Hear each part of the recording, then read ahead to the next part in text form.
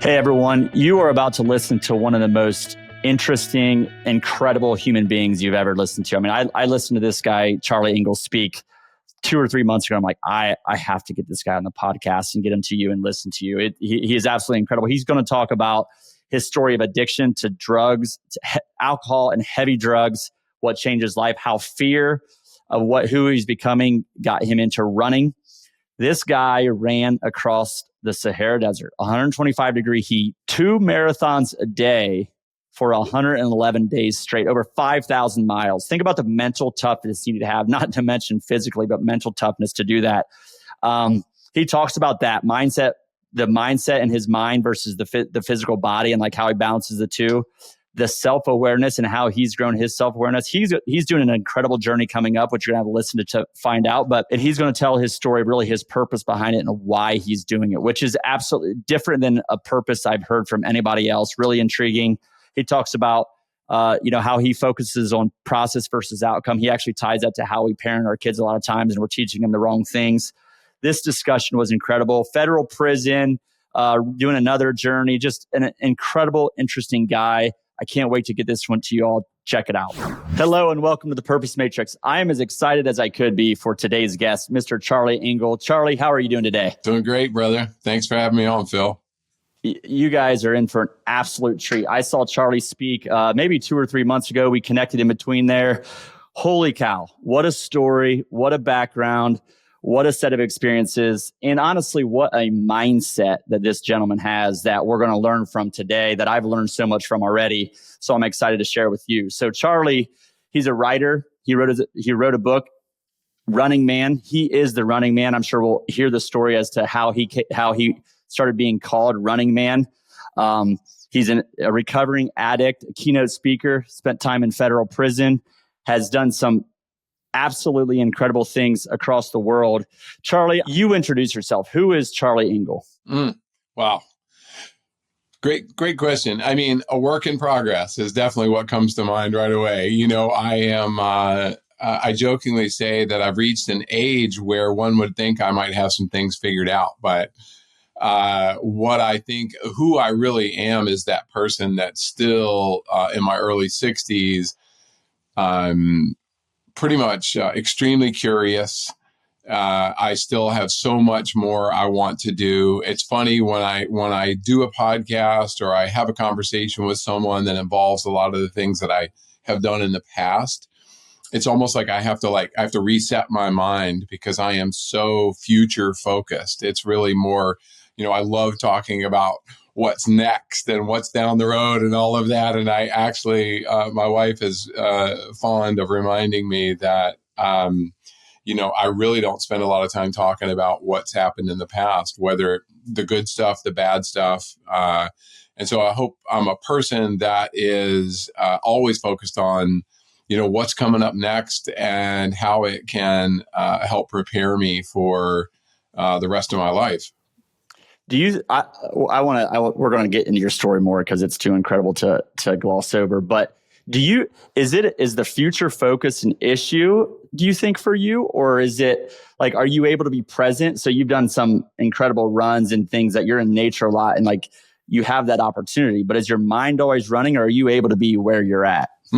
Depends on the day.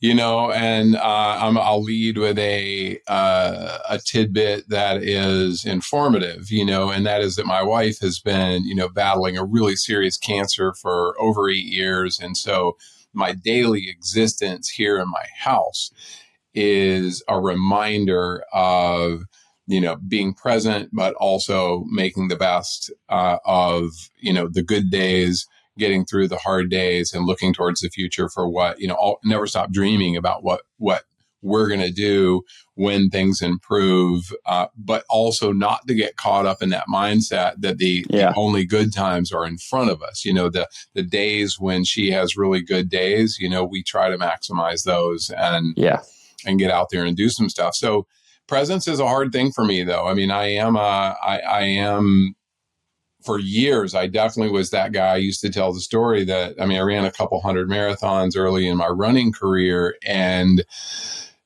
I can't tell you how many times I would be at the mile 20 mark of some big marathon, and I'm already thinking about the marathon that I'm doing, the next month, like how I'm going to do things differently or where I'm going to be, instead of just being there. Now I was in my early 30s, and so I definitely haven't figured it out, and I have to constantly pull myself back to the present.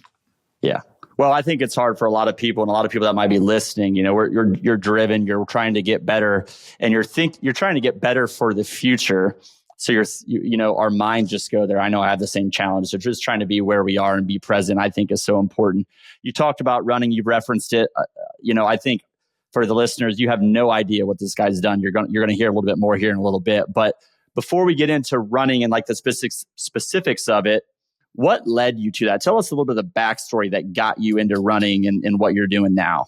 Yeah, thanks for that. In short, I'll keep this part brief because there's tons of info, online on my own website and places about, sort of my background. And I'd love it if people pick up my book. But in short, I was kind of that superstar guy in high school. Super young parents. My mom was 18 when I was born, and parents divorced early, and all of that. And when I went to college at the University of North Carolina in Chapel Hill, I thought I was going to be that superstar still in college. And I got to college and found out just how incredibly average I was. And like everybody there, my freshman class was 4,000 other students with the same kind of resume and sports and academics and all of that I had. And I got lost. And, I'm old enough that when I went to high school, or when I went to college, the drinking age was still 18 in North Carolina. And, and as I like to say, I became a first team All-American drinker. And whether it's genetics or my penchant for endurance, I basically could just drink more than anyone else, and not a good thing. And my, cocaine, as I like to call the 80s, the decade of cocaine, became a really prevalent part of my life. And suffice it to say, the next 10 years of my life were really buried in this non-ending cycle of high achieving, both in my jobs and some in sports, and then diving into the abyss, for 6 months at a time, with drugs and alcohol, and just trying not to die, basically. And, and that led me, the question was, how did I really, I had always been a runner, but when I finally, the birth of my first son was the real catalyst for me recognizing that, I wasn't going to survive my habits, and I needed to stop. And it's not that easy, but that's simply what I did. And what I found was equal parts running and sobriety, and going to meetings and doing the traditional 12-step recovery.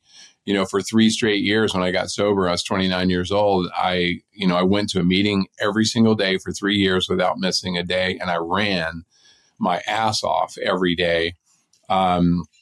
Probably in a borderline unhealthy way. I just ran hard because I wanted to kick my own ass every single day and not take any chance. When my head hit the pillow every single night, I wanted to be so exhausted that there was no other thought in my mind except going to sleep. And, through that process, in those first 3 years, I ran, 35 marathons, which was pretty addictive behavior, quite frankly. But, it sort of set the stage for this growth spurt for me over the following decades. Yeah. And what I would say from reading your book, and by the way, this is whether you read or audible, Charlie tells a phenomenal story. And it's just, there's so much depth to this in the book that you have to check out. What I will say is Charlie is, I think, if this is fair, Charlie, glossing over the severity maybe of the addiction and not, alcohol, very heavy drugs, some very, very aggressive, long binges. And I apologize for kind of calling you out, but you say it in the book, but this was a major, major thing. And there was a scary incident, I think, as well, that in addition to was it around the time your child was born, but then some scary incidences that came up, like just, I got to get this together. Tell us a little bit about that story. And then I want to ask about fear a little bit, because you referenced it, and I want to come back to that. Yeah, believe me, I don't hold back in the book, obviously, for brevity. I was keeping it short today. But I mean, on that incident, my son had been born. I was determined, as any decent human being would be, that I was going to be, the best dad I could possibly be, and like all of that. And for a couple of months that worked. And, 2 months into his life, like nothing happened. There was no argument with my wife or a catalyst at work or anything else, but I ended up in, the worst neighborhood in town, smoking crack and drinking and just destroying everything. And I think the real lesson there is, I hadn't done any work. I had just stopped. And a lot of times people may stop a particular habit that isn't serving them. And it's not about replacing it with something else. But if you haven't really explored the root causes of where that came from to begin with, because rarely is the habit's a symptom. It's not the thing itself. And so that root cause that's buried way down in there has to be dealt with. And if it's not dealt with, it's going to manifest in some other way. It may not be drinking or drugs, but, and so that binge ended with me handcuffed on the ground and the police searching my car, and there's bullet holes in my car. And, I'm looking around like, okay, yeah, this seems like a good time to quit. And as I tell the story, the real zinger that hit me while I'm sitting on the ground there was just this idea that nobody was coming to save me. And that's not a pitiful statement. That's a recognition of the fact that for all of us, we have to take that first real step. And then there's lots of support in the community and the family and the wherever that might come from. There's always going to be support, but nobody else can force us to make that change. Very often, everybody listen to this either has struggled with addiction themselves, has a family member who's struggled, has a friend who's struggled, has lost somebody to addiction. So everybody knows what I'm talking about. You cannot make someone quit. They have to come to that recognition first, and then you can support them in their new life. And, for me, that's what happened. Yeah. And I want to come back. We kind of talked about this earlier, but self-awareness. Before we do, it sounds like your fear of either who you are. I'm going to talk about fear and your relationship with fear and how you think about fear. So I want to get into that. But I think the fear of who you were, who are you becoming, fear of what this meant to your family, fear of the addiction to drugs and alcohol. I think fear got you to act and take action and change. Fear is not always a good thing, but sometimes it can be. How did you think about fear then, or how do you think about it now? How has your mindset around fear kind of evolved? Yeah, it's interesting. When I look back, what strikes me about the question you just asked, and I think about fear and the role it played when I was younger. And I mean, I think the fear was that I was going to be a nobody. Like that was my society, even at that point, and certainly even more so today with social media and the pressure on young people to succeed. We are taught, and I did it too to my kids. My dad did it to me. For those parents who are listening to this, maybe at least consider this. We teach our kids very often outcomes. We set a target, we set a goal, we put it out there, and we teach them how to focus on that rather than how to focus on what's happening right now today and being as successful and happy in what they are doing right at this moment. And outcomes, certainly setting goals is a part of life and a good part of life, but rigid adherence to those goals in such a way that it's destructive is not a good thing. And for me, the fear of not meeting my father's expectations, I mean, some of this is very cliche, but a lot of people listening to this will relate.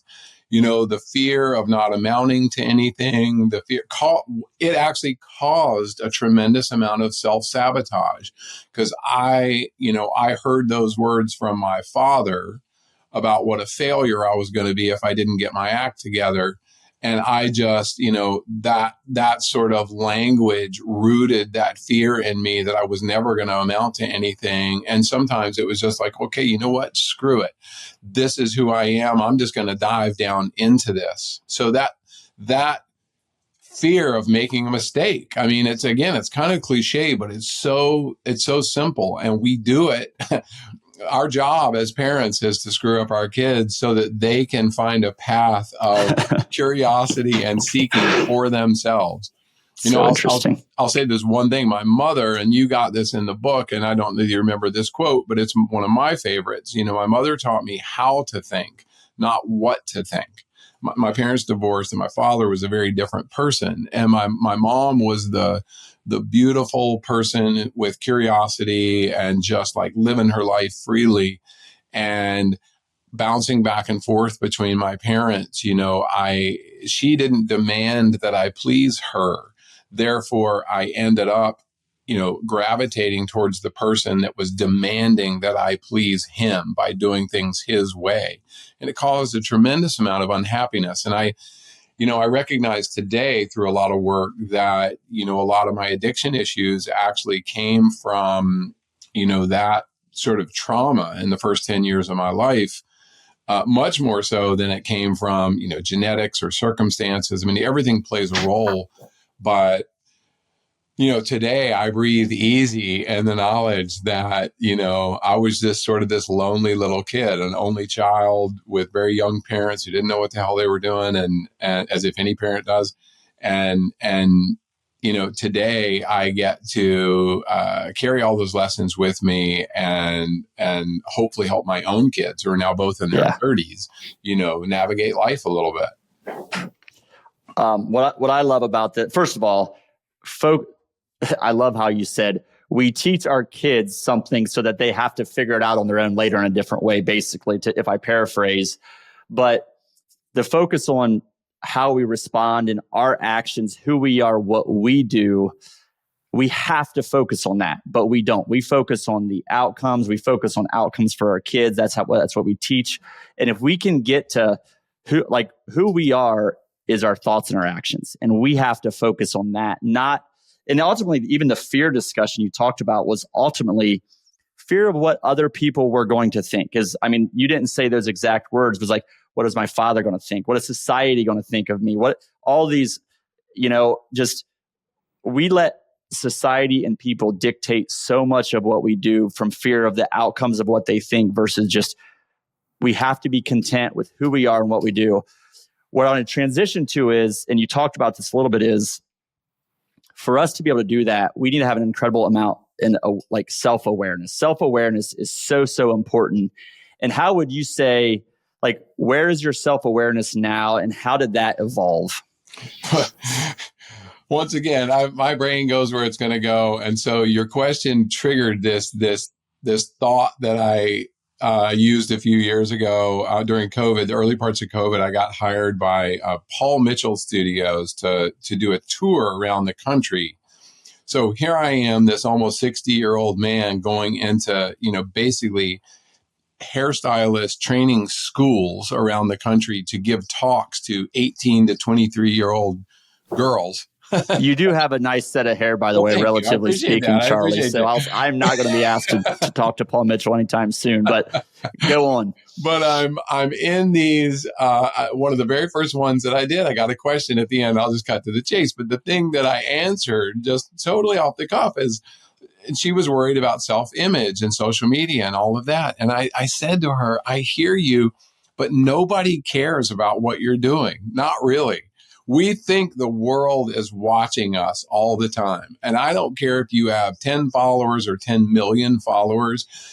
Almost nobody out there, except for the people with absolutely nothing else to do, are really digging into your stuff constantly, all day, every day. Yet we act and behave as if people are watching us all the time. And heaven forbid we make a misstep or we fail at something, or we don't say the exact right words, or our editing on our YouTube video isn't quite right, or I don't know, whatever the deal is. And I think the biggest recognition I've had in recent years is be authentic. Just be. I mean, I don't really have a choice, frankly, and that's not always a compliment to me. But like, I can't do a job for something that doesn't mean something to me. I can't take on an expedition or support a nonprofit or whatever without it being part of what's in my heart. And I don't mean that doesn't make me some amazing guy. It's actually a real hindrance and a block towards certain types of success. Yeah. You know, I've never made a tremendous, I've done fine financially, but like money never hit my top 10 list of things that I cared about. And so consequently, it's the recognition that if I'm doing the things that I'm passionate about and that I really love to do, money will come or it will not come, and Right. I'll be fine. And I think the greatest, deepest exhale I've ever had in my life was to acknowledge that I will be fine no matter what, you know, Right. and that's a big deal. So first of all, I think you talked about authenticity and getting like, how much did you writing the book, telling your story, like, was that therapeutic for you? Because now there's nowhere to hide. Like you lay it all out. Like you're laying a little bit out today. You lay it all out in the book. Like there's, you know, if I want to call BS on anything, I'll just go to your book. Right. So and you said this before, you're just an open book. Was it therapeutic and did it help you? And the point for you listening, the point here is start to talk about things, start to talk about your challenges, start to talk about your struggles. And all of a sudden you do it and you're like, you're going to survive it. You're going to be okay if you start to talk about it. And it's very freeing, I think. But you tell me your experience, Charlie. Oh my God. I mean, it was the best and worst experience of my life. It was best for me and worse for my wife because she had to listen to me complain every single day about sitting down in front of a blank computer screen and putting words down. And I wrote, I mean, everyone should write a book. And it doesn't matter if nobody else reads it. You know, I wrote nearly 700 pages for my 300-page book. I had an amazing editor at Simon & Schuster. And I mean, I really lucked out on a couple of things. But the reality is what I recognized early in the writing process was I couldn't, nor should I, self-edit, write it all down. I mean, I pardon the visual here, but I basically vomited on the page every single day and just put it all out there, you know, as if it was my 12-step recovery, you know, which we're taught. And, you know, AA and 12-step recovery, you know, you got to write this stuff down, even if you light a match to it later so that nobody ever sees that stuff. Like the act of putting it on paper, you know, from your own hand. And I like writing rather than I then like to transfer it to the computer. But like, you know, to do that is so cathartic, and, you know, it's you know, the long, you know, what's funny is, look at this. You're going to laugh at this. I actually found this yesterday. Oh, wow. In here. This is the unabridged version. And that's like, amazing. I was cleaning out some stuff in the office, and that's long. My editor had sent this to me at some point, you know, years ago. And anyway, it's you know, it's a great process, and it's a family history right there. And there's stuff in there that plenty of stuff my kids don't know. And my kids are in their 30s. They're both boys, and you know what? They don't care about 99% of it, but maybe someday they will. And so and I didn't hold back. Like there's stuff in there that will, if they read it someday, will be like, oh my God. And I grew up, you read my book. I grew up with a mom my mother started keeping a journal at 10 years old, and she kept one until Alzheimer's took her ability to write, you know, when she was in her mid 60s. And all of those journals are actually at Emory University in Atlanta. She has a beautiful archive there because she was a well-known, you know, writer and activist. And, you know, some of the stuff that's in those, you know, journals, they're her deepest, darkest, everything about relationships and me and my father, and all of that is in there. Some of it I've read, and some of it I'll get to someday. And it's, everyone should write their story. And if you're worried about how many copies you're selling, you're missing the point. Yeah. Well, I think writing and I think sharing it too. And even if it's just talking to other people, writing for me also has been very just phenomenal, therapeutic, whatever you want to call it. But don't be afraid to tell others and be vulnerable, authentic to others. I think it can be so freeing as well. The other thing that you said earlier that was a little bit subtle, but for all of our hard driving, entrepreneurial, trying to get ahead financially people is, there's like in the book, for example, Good to Great, there's a reference of like, how do we find our purpose in what we do? And the three things in it are, what are we really good at? What are we passionate about? And what drives our financial engine? And I'm having this internal debate. I don't think the financial engine piece should be a part of it. I think if we are doing something that we're really, really good and passionate about, first of all, that's probably that just needs to be the most important. And we'll become good, if we're passionate about it, I think we'll probably become good at it.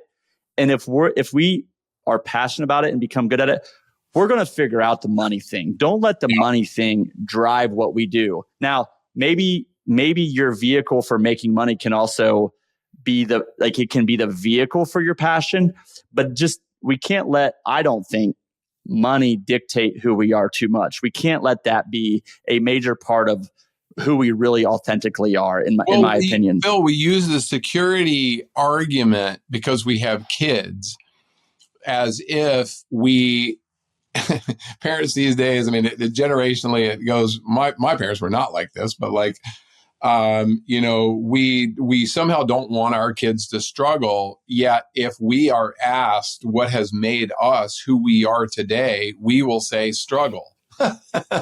Right. Like most of us will say the hard times are what shaped us, the hardest things that we faced in our lives and whatever. Yet we then want to sweep the road clean in front of our children and not let them have too big a struggle. Why? Well, my joke is like, what do you have against your kids? Like, you somehow think they're magically going to gain life's knowledge by,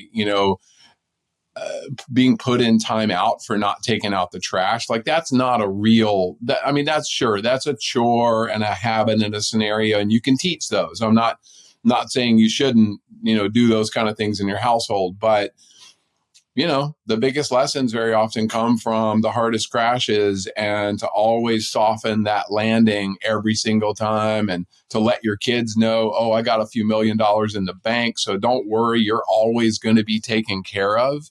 How does that challenge your kids to go out there and live their own life? Right. And I think I think you're 100% right that we want to provide security. I think the best thing we can show our kids, and it's caught, not taught, is we're living purposely and passionately, and we're going after whatever we're really excited about. And I think, what's really going to happen with money? How bad's it really going to get, right? If we show our kids we're purposeful, we're doing something, we really, really believe in it, hopefully they're more likely to do that too. So I want to shift to, something that had to have, I think, I'll come back to why you did it and like purpose behind that in your next big expedition. By the way, there's been a lot of big expeditions, a lot of insanely crazy, challenging, I can't even comprehend things that Charlie's done. One of them is you ran across the Sahara Desert. So in case Charlie is too humble about this, he ran across the Sahara Desert. So desert conditions, sand, not running on like a track. I don't think it was, cushy, and you're not running 400-meter dashes over and over again. You ran circles a lot at a different time in your life. We'll talk about that maybe. But why in the heck did you run across the Sahara Desert? And tell me more about that. And maybe what was the single hardest day out there? Moment? Wow, what a great question. So, just 30 seconds of build up here. So when I finally got sober and I ran all those marathons, I finally started to get interested in just seeing how far I could go. And so I ran 50 miles and 100 milers and like hundreds of miles across deserts and jungles and places around the world. And I ended up working, life got a lot better as a sober person. And I ended up working for a TV show as a producer called Extreme Makeover Home Edition. which was one of the top shows on TV. Most of your audience will remember that show from the 2000s. And during that time, I was one of the top ultra distance runners in the world. And honestly, a guy that I had never met before blurted out this thing to me, like this, said, "Hey, Charlie, have you ever thought about running across the Sahara Desert? Nobody's ever done that." And I said to him, "That's like the dumbest idea I've ever heard. There's a reason nobody's ever done it. Like, it can't be done." And I like to say that words, said to us by a stranger in passing can actually change the entire course of our lives if you're paying attention. And I couldn't stop thinking about it. And I decided and started saying out loud that I was going to be the first person to run across the Sahara. And, firsts are very hard, to come by in the adventure world. There's not many things, usually to be the first at something, you have to like concoct all, I'm doing a pogo stick on top of Mount Kilimanjaro with my hands tied behind my back. Like you have to get very creative. This was just like, hey, straightforward. Let's see if I can run 5,000 miles across the biggest desert in the world. And I got Matt Damon involved. That's another story in itself. I got Hans Zimmer to do the score. Like I had 3 Academy Award winners attached to this thing. And as I always say, addicts are the best salespeople in the world because we spend all our time convincing other people that we're never going to do that again. But anyway, flash forward, me and 2 of my teammates started in Senegal, and we ended up running 2 marathons a day, every single day for 111 consecutive days across Mauritania, Mali, Niger, Libya, and Egypt, all the way to the Red Sea. And it was, needless to say, a life-changing experience. So just pause and think about that. I want to run a marathon, okay? In maybe a half day or whatever it would take. 2 marathons in a day. So just get your mind around running 2 marathons in a day, which is probably run a marathon, take a break, run a marathon, something like that. Yeah. Let's run that when it's nice and cool out in the morning, right? On a track or on a, paved road or whatever it might be. Pretty flat would be nice. So Sahara Desert, heat, probably cold, all the above, dust, sand, footing. Just imagine 2 marathons in a day, 111 straight days. That is insane. I'm not saying you are, Charlie, but that's incredible. So what was the hardest moment? Like what's like, I didn't think we were going to do it. I got it, we had to quit. This is an easy question, actually. And it popped right into my head. And roughly around day 7, it's 125 degree temperature every day where, we're running through deep sand. And by the way, we only had 2 showers the entire 111 days. So like, we're already a week into it, diving into the abyss. Our bodies are tired. My 2 teammates are very dehydrated. So they're on IVs at the end of the day, every day. Hollywood is literally calling me on the sat phone saying, "Hey, so sorry, you guys are doing your best, but we're thinking we may have to pull the plug on this thing because we're not covering very much ground. Like we're falling apart. Support vehicles blew up, like people are quitting, like there's a lot of stuff going on, and it is not, almost none of it is good." And that day was the hardest day. And what I recognized, going back to the beginning of our conversation today, is my attachment to the outcome was so significant. I felt huge pressure. Millions of dollars have been invested. Hundreds of people, their belief in me was put forward in this project. And I felt the pressure of having to succeed. And success to me only meant getting to the other side of the Sahara Desert, at the Red Sea. That was the only version of success I could see. And what I recognized is, just like with the 1 day at a time mantra that everyone knows from recovery, what I had to do was get up on day 8 and focus on the miles that were right in front of me, because those were the only ones I could run, Phil. I couldn't run the miles of next week or next month. I needed to focus on the miles that were right in front of me. And if I ran those, then I got to run the ones the next day. And so I focused on running a marathon in the morning, and that's all I thought about. Took a little break at lunch, got up in the afternoon, focused on running a second marathon in the afternoon. And that was my only thought, and there was nothing else in the world for me except that and my teammates and just making our way across the desert. And by the way, I did take the battery out of the sat phone and I stuffed it deep into my duffel bag so that nobody could reach me for a week. And magically, we began to get momentum. And one day at a time, we started to make our way across the desert. And it was still very hard. But I will also say this, the human body is so unbelievably resilient. And we, as human beings, we quit things in moments. In other words, we think we're having a hard period of time, but very often we quit the race.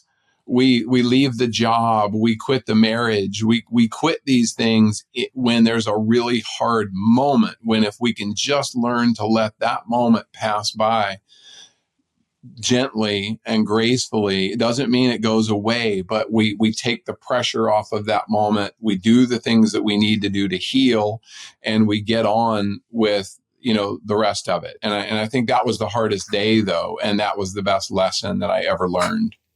Yeah, that's incredible. And again, just trying to put that in context. And you kind of touched on this, but both sides of this story, but how much of physical training, and I say physical intentionally, is physical versus mental? Like, tell me about the physical versus mental kind of balance here. I have a joke that'll sum it up for you, Phil. 90% of it is mental, and the other 10% is all in your head. Okay, here's the thing, and here's the big difference. And I know because we're going to run short on time if I'm not careful. And here's the way I would sum it up. Me training for the Sahara and a lot of other things I did, I was perpetually overtrained. I was, because I felt like my physical fitness, and like I did, Kona Ironman, I did Eco Challenge for 6 years. I did a lot of really hard stuff where I learned how to suffer properly.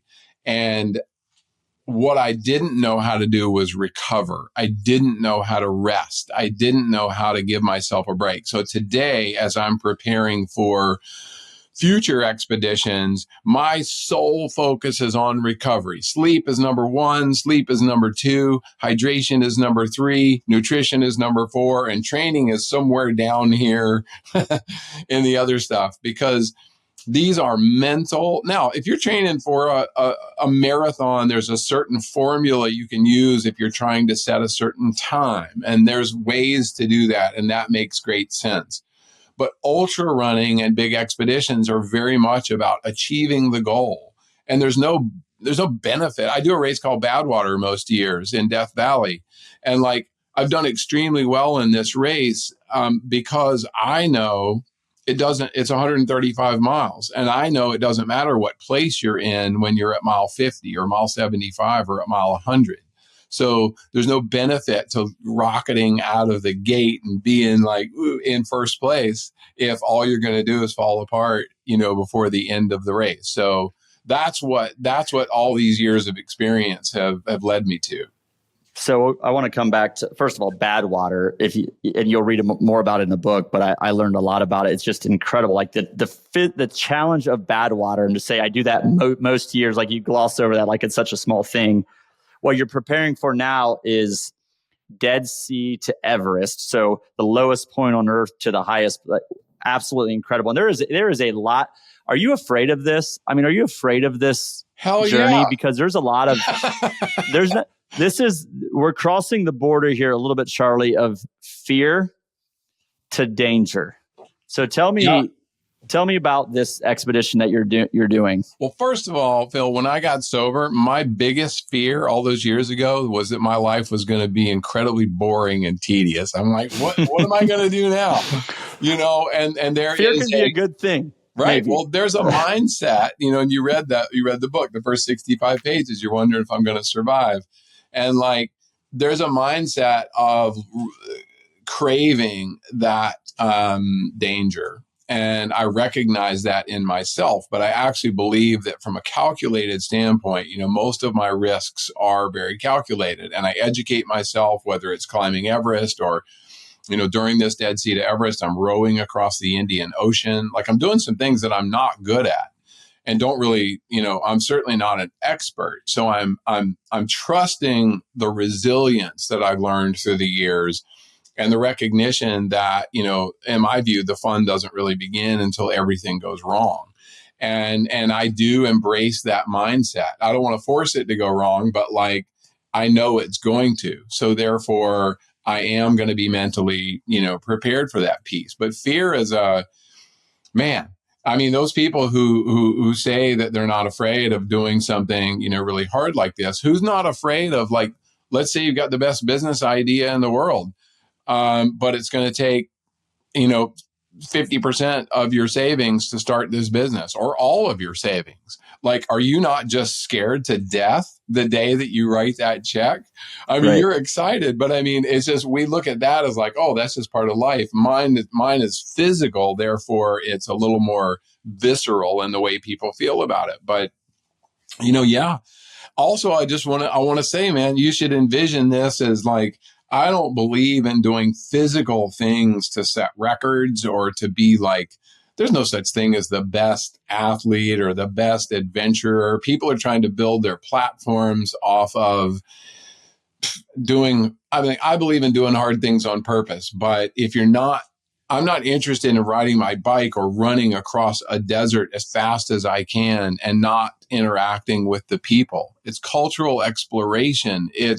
I jokingly say I want to be, as I get older, I want to be Anthony Bourdain of adventure. I want to laugh with people and see how they live and do all of that while I'm crossing through their homeland, respectfully. And like that is the attitude I want to take to everything that I do is people get fixated on the physical undertaking, but it is the emotional and human aspect of what I'm trying to do that's important to me. And you talk about that, I want to tie that to your attitude and approach to it. But like, if you really dig deep down, and I think, or I trust you have, why did you do this, Sahara? Or more importantly, like, why are you doing why like this, Charlie? This is crazy.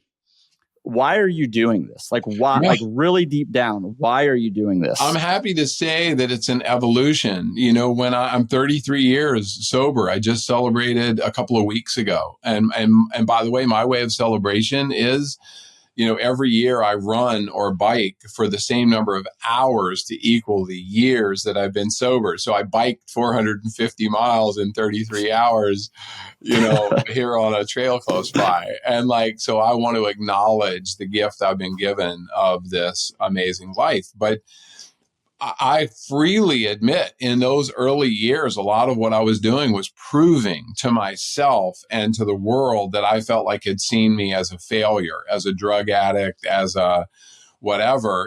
I needed to show everybody, oh, wow, that guy really is, amazing and cool. Meanwhile, I still had all the underlying insecurities. As I move forward with Dead Sea to Everest, I can tell you with all of my heart that I don't even know. I'll tell you the why when I'm done. Like when I ran across the Sahara, the first interview that I did was with NPR, and it was about 30 minutes after my expedition ended. And on one of the well-known shows on NPR, I got asked the question. The very first question was, how does it feel? And I actually said to the interviewer, and I didn't expect to say this, it just came from nowhere. I said, this might very well be the saddest day of my life. Instead of it being a relief and joy, the recognition that I had just done something that I'll never get to do again, like the immersion into not having this thing attached to me. I ran for 111 straight days, without a phone and without worrying about anything except the singularity of putting one foot in front of the other. And so my goal and my greatest hope for this next expedition is that I get at least moments and days like that again, where I'm not juggling the 50 things that we all juggle every single day. And I can be singularly focused on one purpose, and that's moving forward and seeing what happens. That's just incredible. And I think I heard you say the same thing when I saw you spoke. Is like, why are you doing this? Because I'll say, when you did the Sahara, there is, I mean, water for Africa. I forget the exact name, but like, there's a lot of amazing things that came out of that. And there's going to be a lot of amazing things that I think come out of Dead Sea to Everest. But you don't know, like, talk about, I'm doing that. You're also like, who am I? How, like, what can I achieve? What am I going to learn? You're very curious, the self-awareness. Like, I'll tell you when I'm done. That is absolutely incredible. I love that so much. I want to talk for about 2 more hours if we could, Charlie, but I don't think we can. The other thing that, maybe 2 things I want to touch on, and I'll just say, I'll leave these as cliffhangers because you got to go read the book. If you haven't figured that out, now go read Running Man. We'll come back to kind of how to make sure people can find you. It's pretty easy, by the way, but Running Man, and check out the book, and then Charlie will tell us about his website too. But you talked about the training for this next expedition, and I want you to, the busyness of how hard you could train versus recover.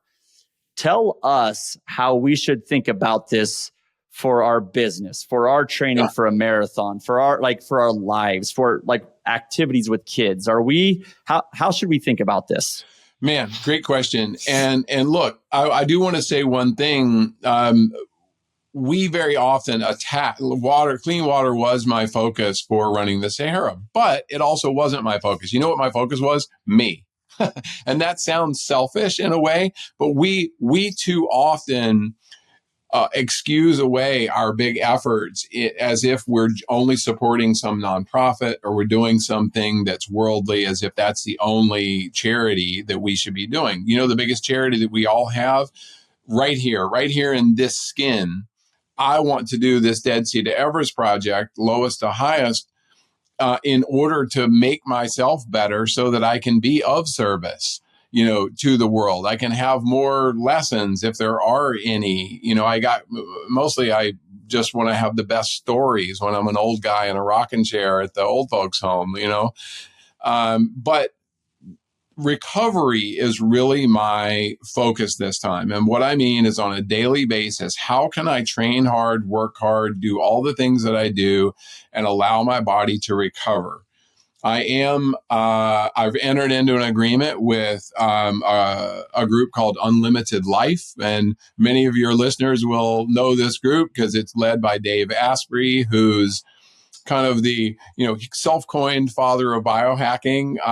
But I think it's true. He is really a master of finding methodologies that allow people to. We don't agree on everything. I'm a hard trainer. He uses biohacking to train less, but still be very healthy. I always argue with him, and I say, look, I still want to be outside for 2 hours running because I want to hear the birds and I want to do all the things in nature. But Unlimited Life is actually putting me through a year-long training program that includes blood work, all the latest biohacking, things like stem cells. We're doing sleep studies. But for the average person listening to this, what I would say is focus on the essentials, focus on sleep. I was one of those people for many years, like maybe like you, Phil, and maybe like a lot of people listening, like I'm special. I don't need as much sleep as all those weaklings out there. I needed to maximize the hours in the day, and sleep was wasting time. That's exactly. what I thought. Exactly. Yet, if you can ever really allow yourself to focus on sleep, you will find your personal relationships, your relationships with your kids, your wife, your husband, for the women, your whatever those are, and your recovery as an athlete is exponentially better when given the opportunity to recover. I'm not saying it's easy for me because I'm anxious every single day. Part of it is I love running. I love being on my bike. I love just being outside. You literally can't pay me to go into a gym to do this stuff, generally speaking. Yeah. I want to be outside. I want to feel nature and hear the birds and enjoy nature. And that's a big deal. Yeah. And I think Charlie, that's it. Charlie, this has been so incredible. And I want to just, there's 5 other things I want to talk about. Let me tell you one that we're not going to tell you the story because you got to go get the book. Charlie, I think unjustly, read the book, spent 18 months or so, in federal prison. Yeah. You got to check out that story. He completely changed the culture, in my opinion, of the prison. That's how his name Running Man came about. There's a whole story behind it. I'm going to stop there and don't tell too much, Charlie, because they got to go get the book and check it out. We're going to go there in a second on how to find Charlie. Before we do, Charlie, if you just step back and reflect, you think about what you've done, what you're doing. How does what you do? How does it make you feel? Oof, man, thank you for that. Most days it makes me feel amazing. I feel really good about,